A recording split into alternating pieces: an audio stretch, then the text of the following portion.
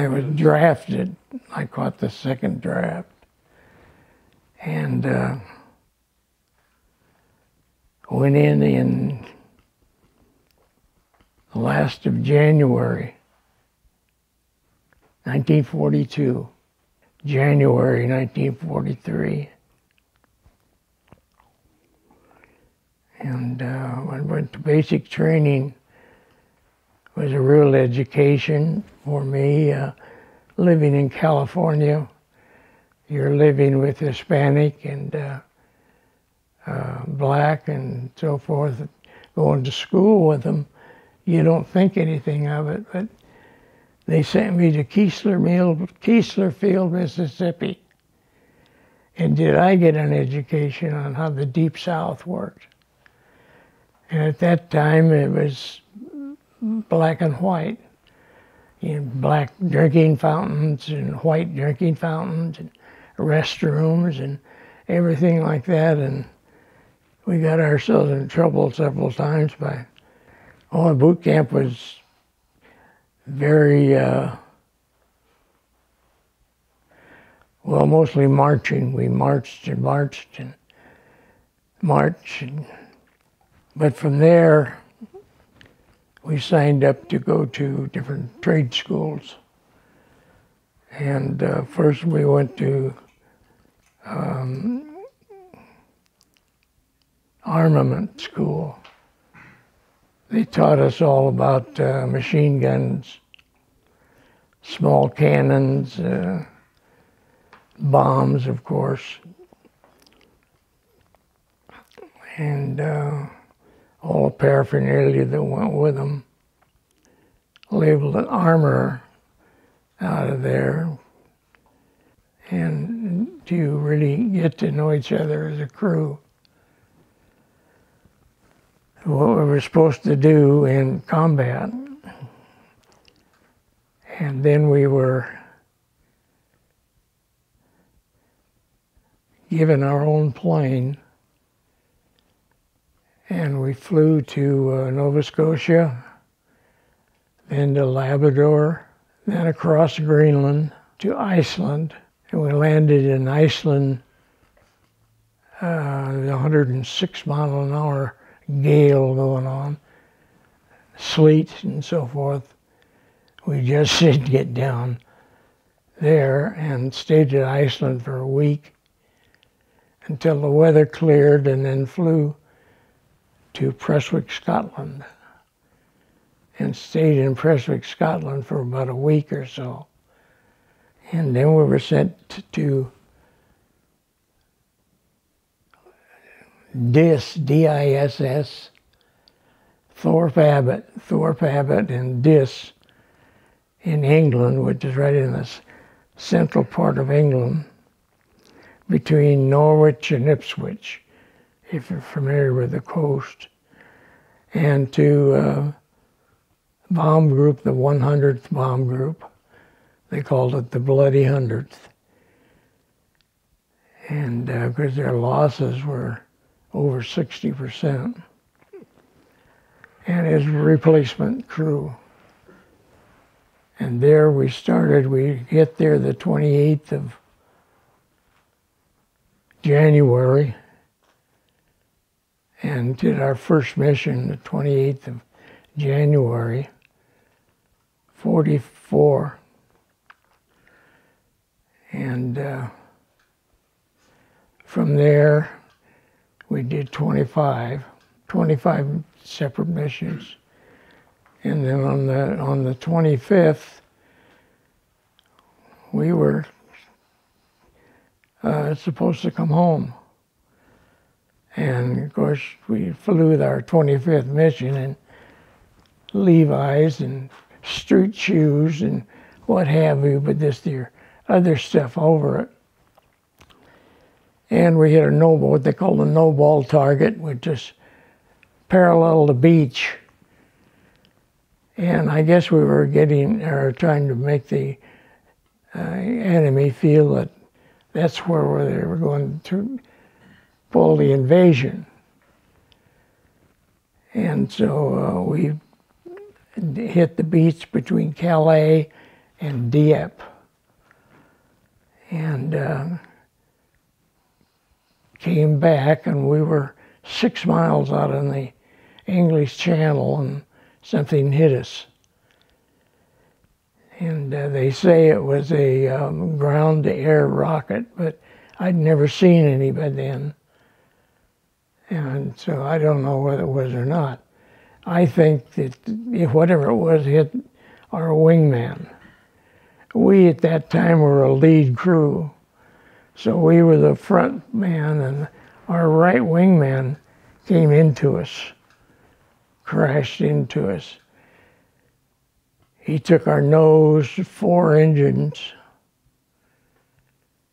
and put us out of commission. And we lost 3 officers, the co-pilot, the navigator, and the bombardier, and 1 enlisted man, one of the waist gunners. How he got it, I don't know. But we tried to eject the co-pilot with us. Well, with the radio operator and myself. I don't know why, but I came out of the tail when all this happened, rather than go out the tail door. And I could see the co-pilot was in trouble. And the radio operator, one of the radio operators, was with me, and we went to try to help him. And when he reached for the curry handle, he hit the ripcord, popped the chute under his seat. Front was like a wind tunnel, and then he tried to gather the chute in his hands, and he couldn't do it, and he kind of freaked out.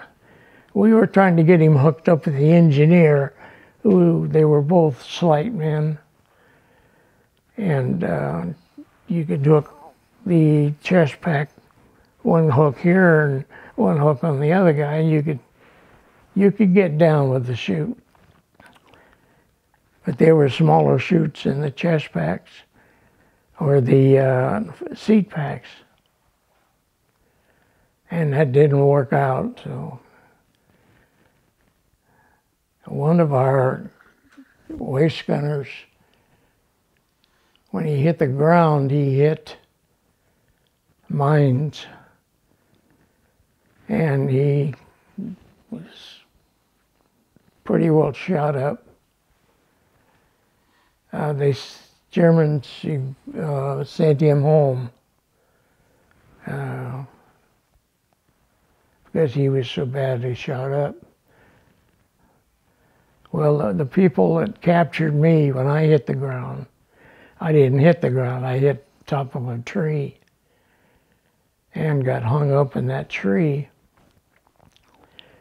And I waited for a while, and I tried to get my knife out, cut myself loose.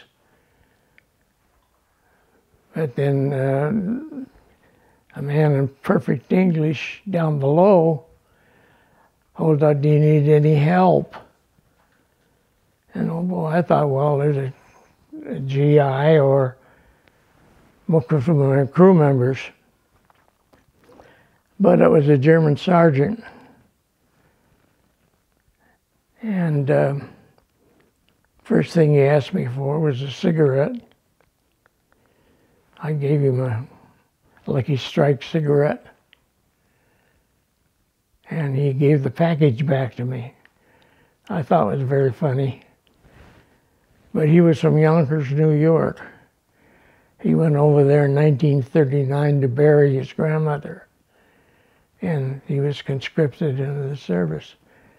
And since he spoke English, of course, he was put on the coast because they were expecting the invasion on the coast. They were expecting it around Calais, Dieppe, and the shortest part across the channel. I broke this knee. I still have a broke knee. The tibia plateau is gone. And they didn't know that till a year or two later. But anyway, I was limping, of course, and he gave me a crutch. The sergeant did, and we walked to a little farmhouse. When in the farmhouse, he sat me down in a straight chair, and I took the straight chair out a little bit and then lean it back on the wall where I could get this foot off the ground. So about that time, there was a screech out front, a lot of clicking of heels and yelling, and the door flew open. In walked Erich von Stroheim, bald, hat in his hand, pistol in the other hand, monocle, Erich von Stroheim, right from the movies. Screaming, screaming, screaming, and shooting the pistol through the roof. And the sergeant stuck his head in the door and went this. In other words, stand up. So I stood up. When I stood up, everything was fine. And I thought, these people are crazy. But this guy was an old Prussian general. And he was more interested in the officers than he was the enlisted men. And there was only one officer, and that was the pilot. And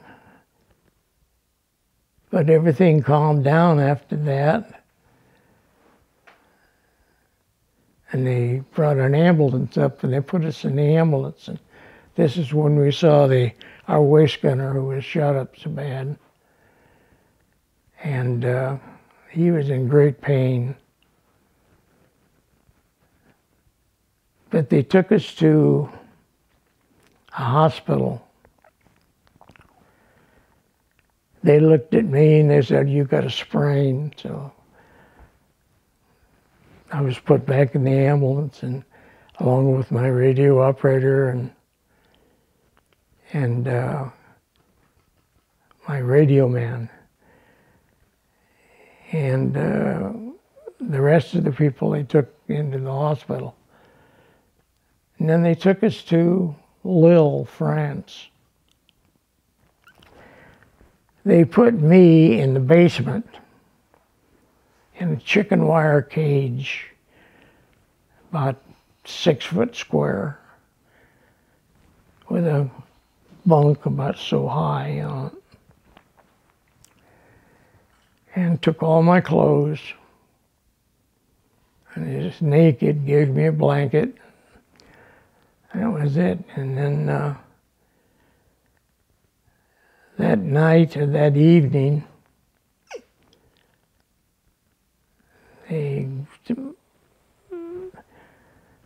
as the officers came in, I know they were officers because the only people that wore shiny boots were officers. And they came in, and a guard came in the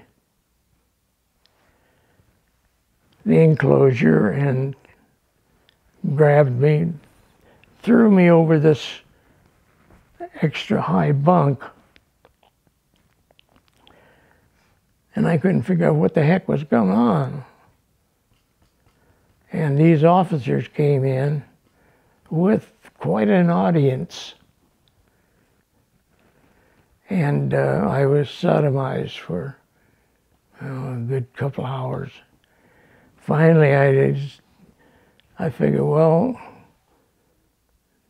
I'm not dying this way or anything, so the fourth guy came in,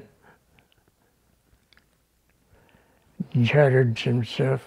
Everybody laughed, and and I turned quick on my left leg, my good right leg, and kneed him hard.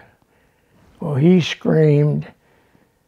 Everybody yelled, and it's the last thing I remember because I had a rifle butt right in the side of my head. And I woke up naked on the floor, nobody there, and all kinds of excitement out.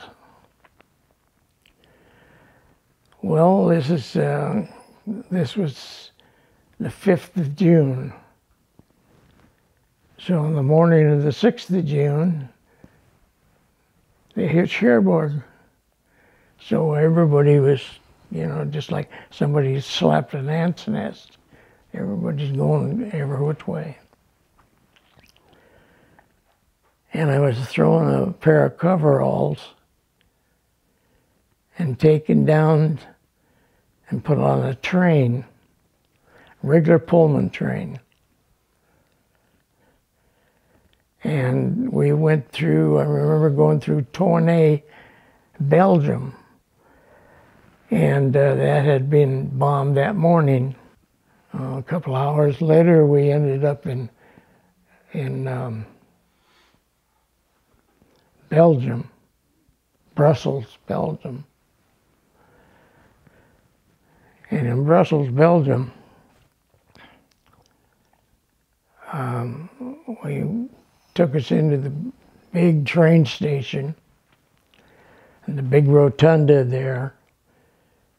And it looked like it had been hit, the glass was everywhere and so forth.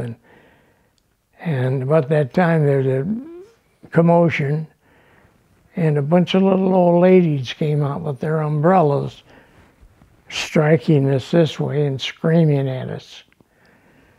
And we couldn't figure out what. So one of the little old ladies slipped a note into one of the guy's hands. And in the note it said, "Follow the man with the red coat." And so we didn't know what the heck that meant. So anyway, on the back of this rotunda, a door opened. And here come this little old guy out with a red coat, a dustpan, and a whisk broom, and picking up cigarette butts and things like that. And he gave us a funny look and then disappeared. But he left the door open. And the German guards that were there were 3 or 4 of them, were busy taking care of the little old ladies. And so we went out the back door into a small pickup truck. And we were gone. And we ended up in the French underground. French underground, they didn't talk much, but they explained different things. But the French underground had these cells that went across France. Nobody from this cell knew who the other cell was, so the Germans couldn't trace it through. But they had picked off one unit there, and we were funneled right into that one unit, and we were captured again. But now we were spies because we had on civilian clothes and so forth, and well, we'd probably be killed and all this nonsense, and they were for always wanting to kill you, for some reason. So we were worked back into Brussels, and then we were going ahead, and I think we ended up the next time in Frankfurt. And we were interrogated. And the guy that interrogated us was supposed to be the best in the German army. But he asked us these different questions and so forth. But then we went to somebody else. They told me where I lived in the States. They told me my grandmother's name, my father's name, and we couldn't figure out, well, how did they know all this particular stuff? So we found out later that this is where the fifth column came in. All your hometown newspapers went to Germany. They went to a submarine off Florida. And this was all cataloged. They got my things I shot down an airplane. So on the hometown paper, gunner shoots down airplane, so forth. And in there's where I lived, everybody that was associated with me, my cat's name and everything else. Well, it's all there in black and white. So this is how the Germans got an awful lot of their information was through the fifth column. They wanted to know how many missions I had, where I was based, what my bomb group was, and so forth and so on. Well, they would guess, but they wouldn't hit it. So this stuff we didn't tell them. They took us to a train station, and they put us on what they call a 40 and 8 rail car. All of the trains over there are small gauge, and they're small, and they have a box car they call a 40 and 8, or the American Legion call it. It holds 8 horses or 40 soldiers. Well, they put 81 of us in that thing, and we could just stand. And after so many hours in that thing, you just almost fall down. So we had to figure out a way that half could kneel or sit, and the other half stand, you know, number-wise. And then, of course, there's no toilet facilities of any kind. And one thing we learned that you can live without food, but boy, you can't go without water. But they put us on this train, and after going so long, I think we were in either Berlin or Stettin.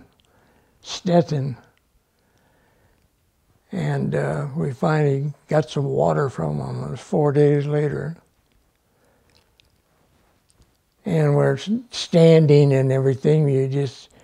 Your muscles are tight. You just can't go anywhere. Then they take you out of the train and double time you. And into this camp. We went into a brand new camp in, it's around Königsberg, Poland.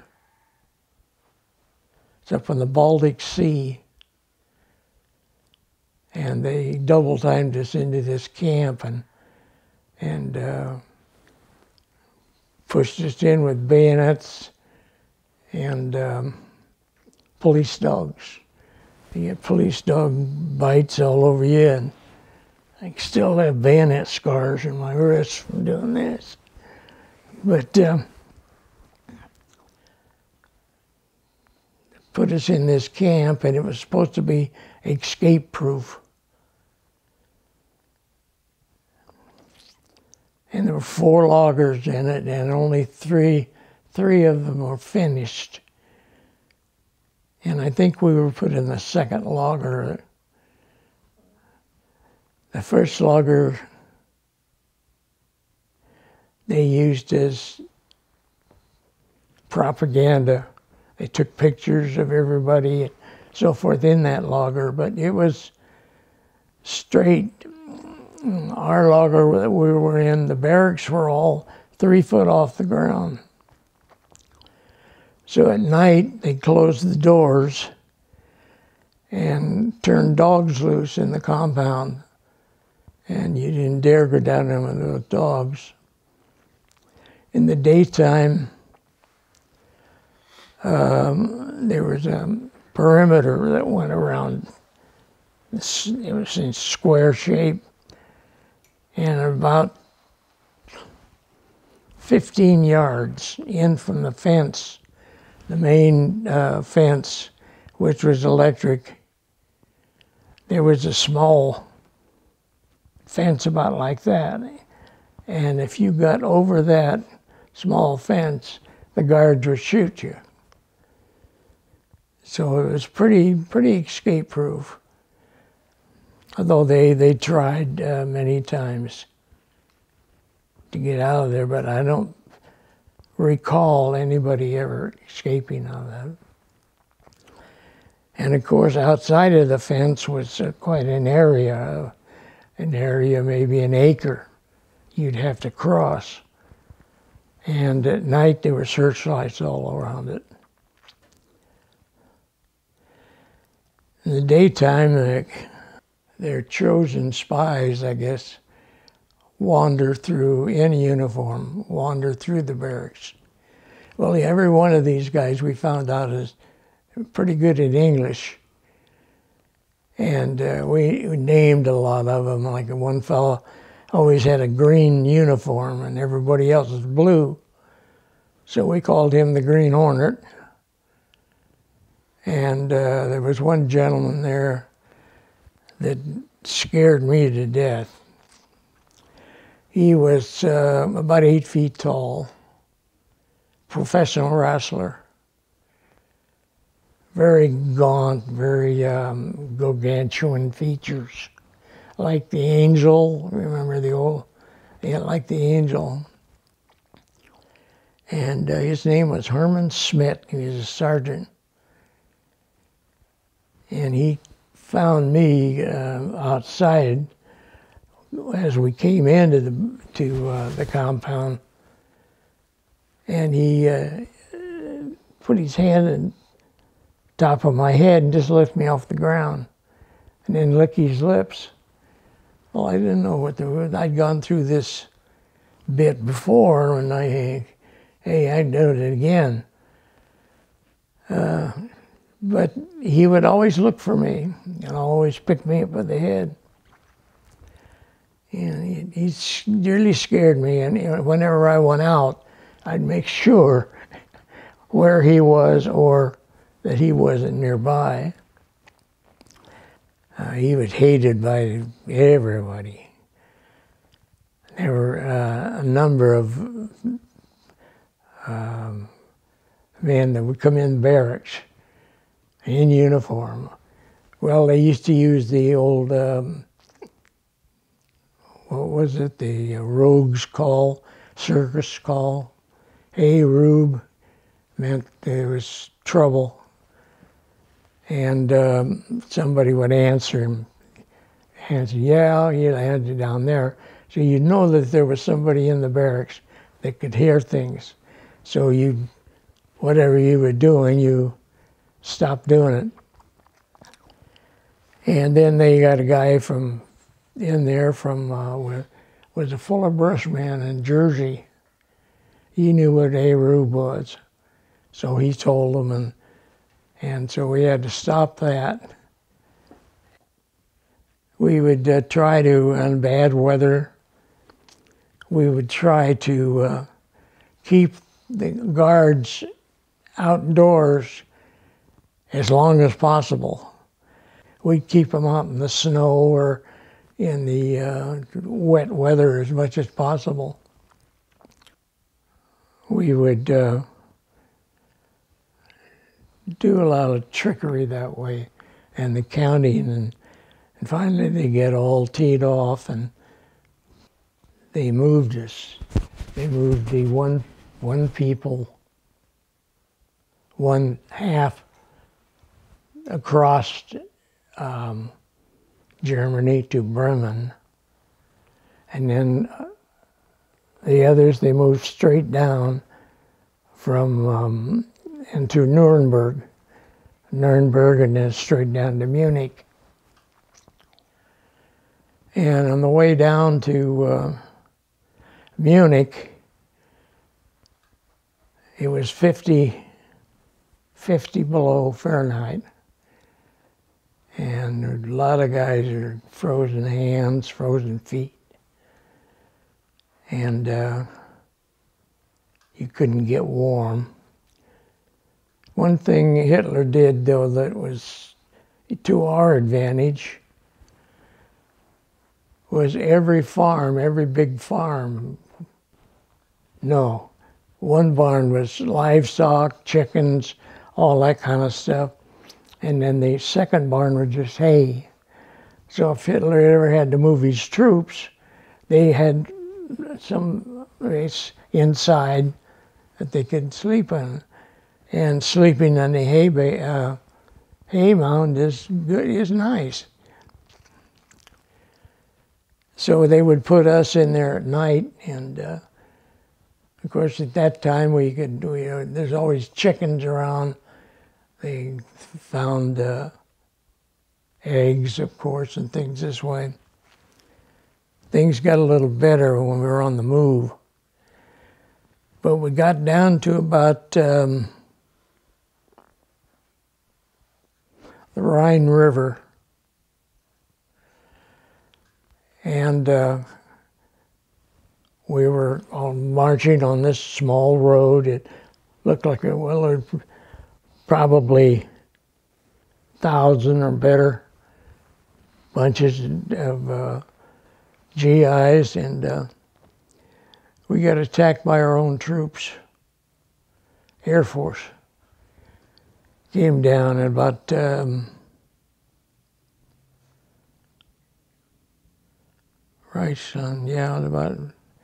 about the Rhine River, and where they bombed and strafed us, killed a lot of GIs and maimed some. But when we would hear those bombers coming down, they were mostly P-47s, we'd break off into the woods. There's nice woods there. So we break off at a dead run and get out of the way of all this strafing and so forth. Well, we did it one day, and we ended up with 6 of us and 1 German guard. And we were back in the woods, okay? So the evening came along, and okay, we got to get out of these woods. Well, here's where your Boy Scout tricks come in, you know. Well, they tell you that moss always grows on the north side of a tree. Don't you believe it? It grows on any side. And so we got lost. And we came across, thought we were going west, and we headed east.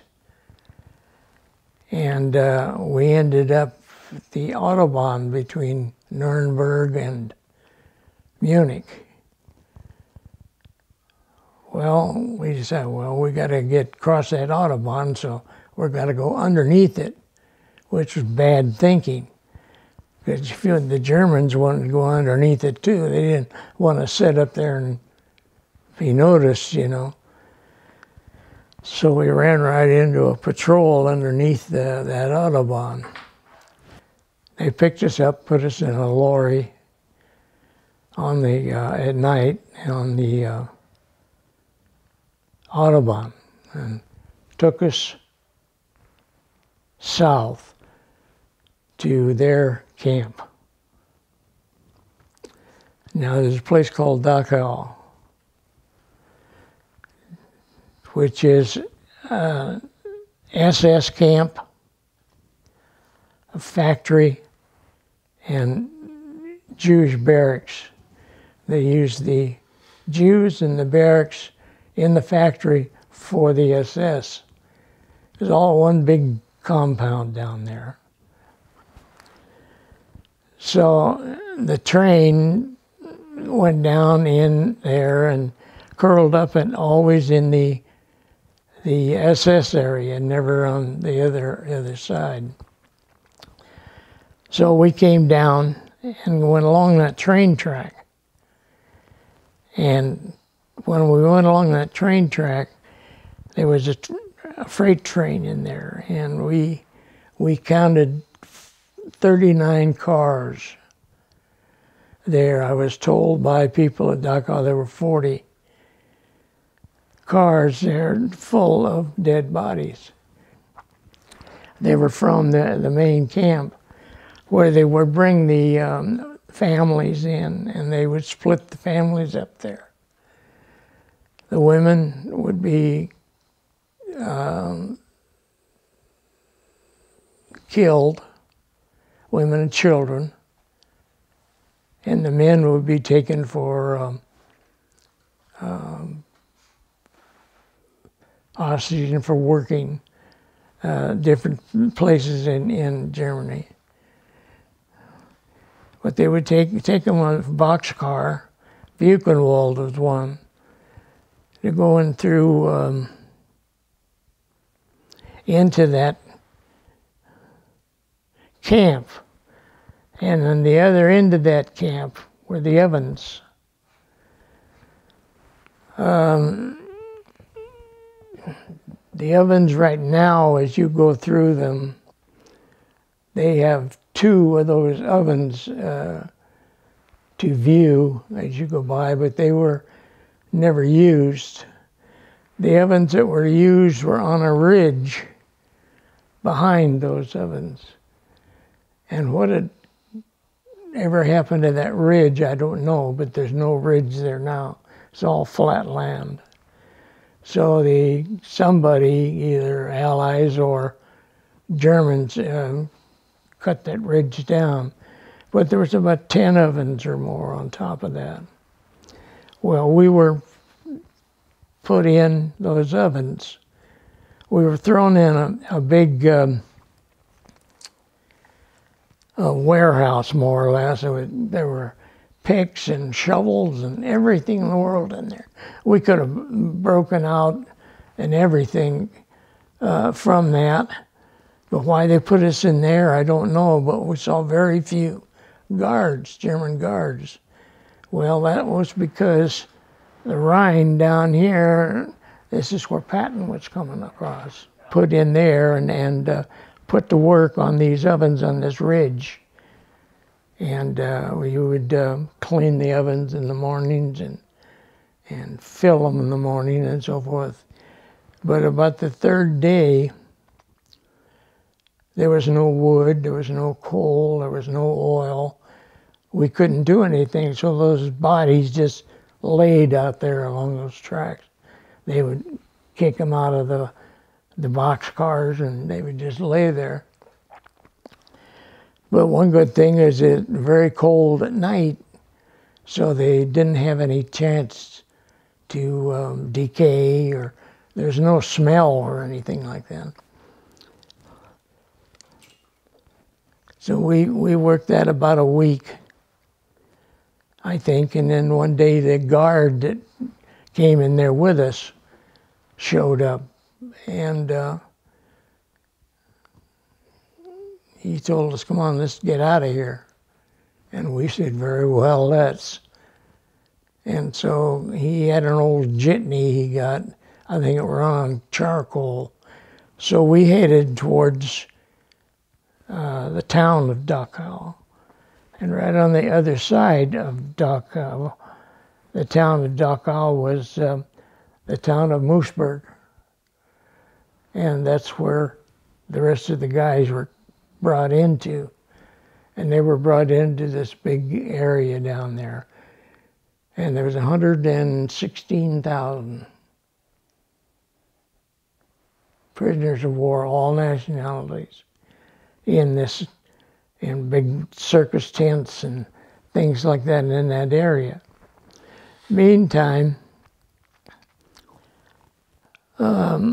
General Patton had been notified of what was going on there. and he sent his 14th Armored, 99th Infantry, 25th Infantry, straight across from the Rhine. And these guys got in there. Well, meanwhile, I'm getting far ahead of myself.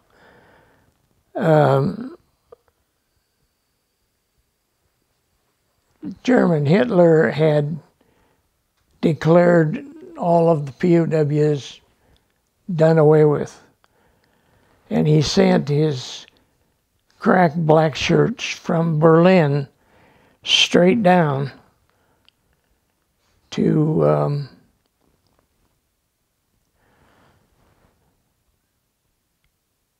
through Nuremberg, straight down to annihilate all of us in this one plane. I forget what they called it. And they had already started down. So when Patton's 14th Armored came straight through to meet them, and they met them about half an hour before they got to us. And there was one hellish battle there in that plane. And they carried it right down through Munich. And Munich, there was a big battle down there too, the latter part of the war. And the Germans finally surrendered down there. I have a piece of the surrender flag that was given to me by one of the tank commanders, and they were in there. Out. Well, we weren't out yet because we were bused to a airfield, and we had to wait for the C-47s and C-46s to come in and pick 8 or 9 of us up and fly us out.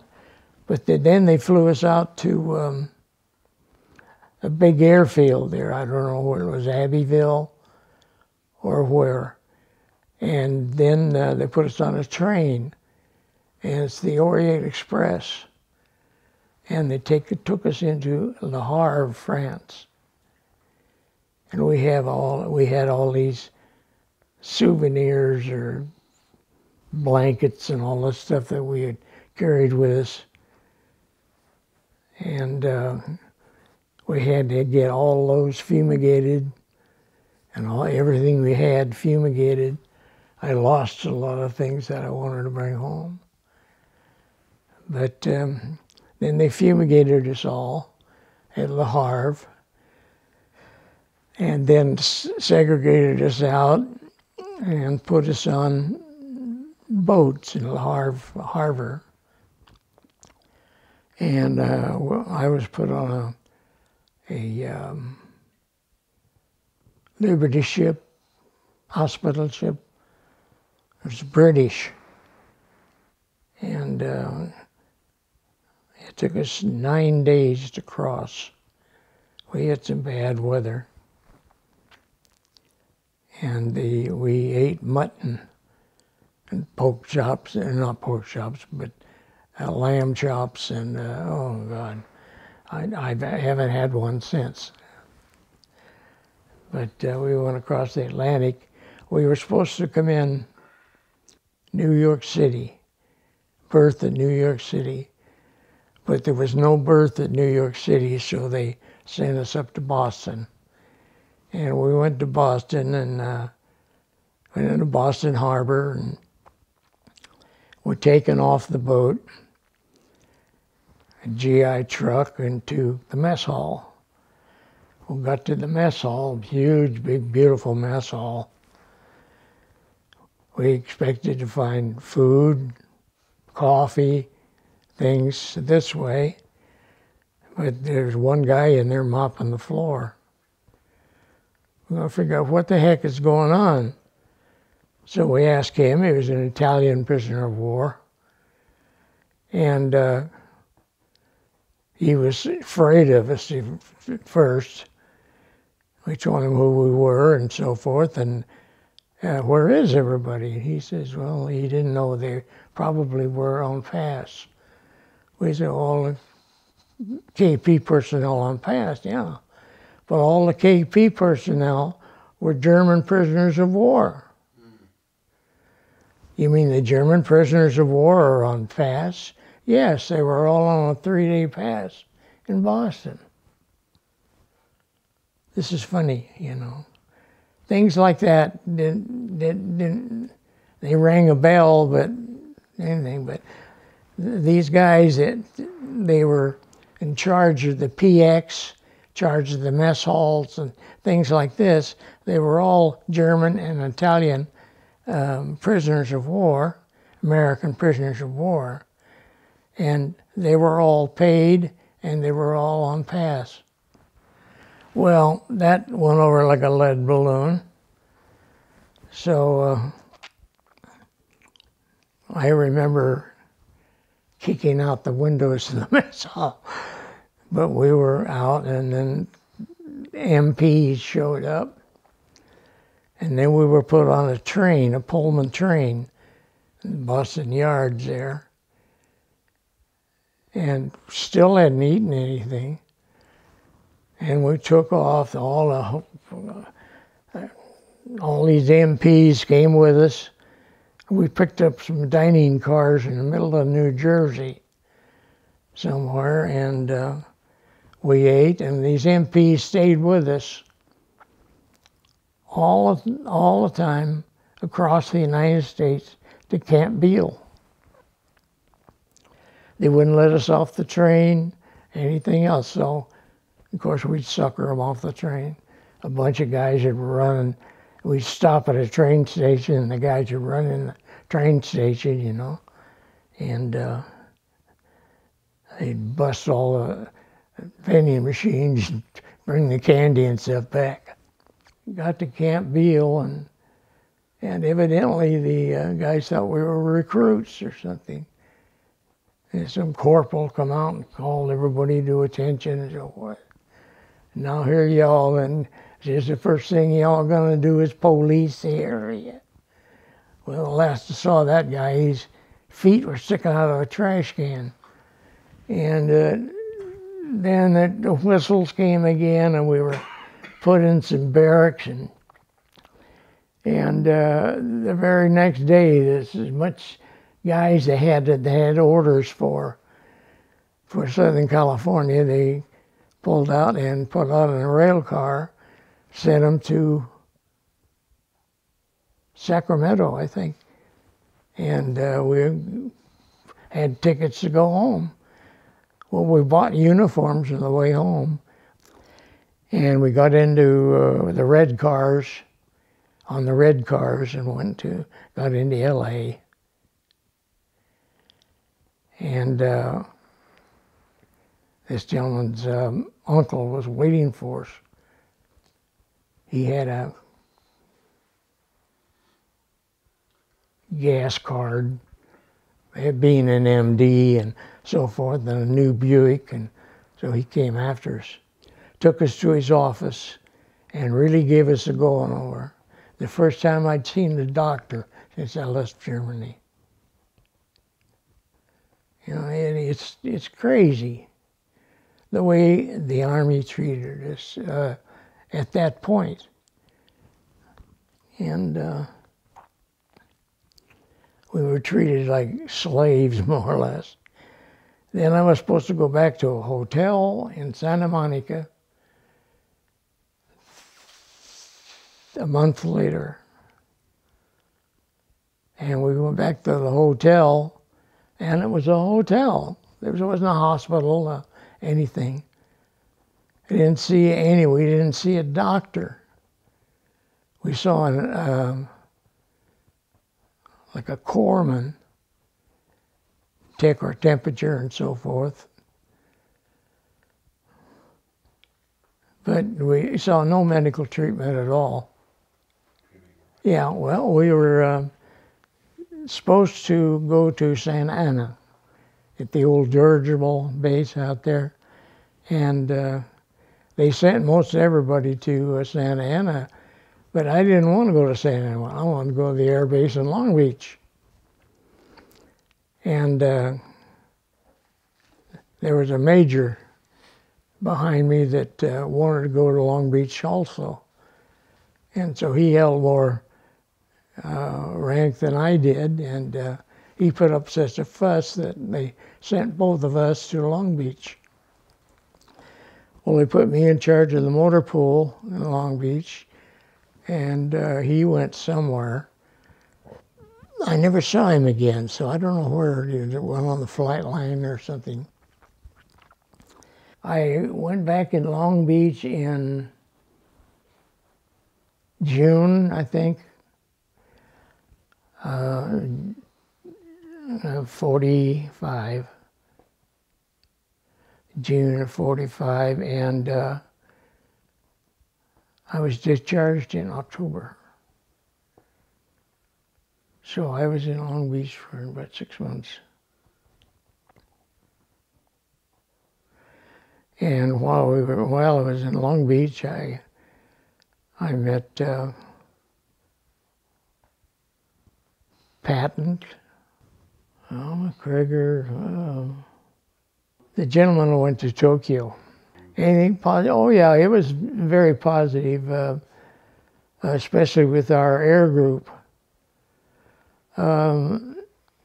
We were the 13th aircraft, American aircraft, over Berlin. The first American aircraft over Berlin to bomb Berlin. And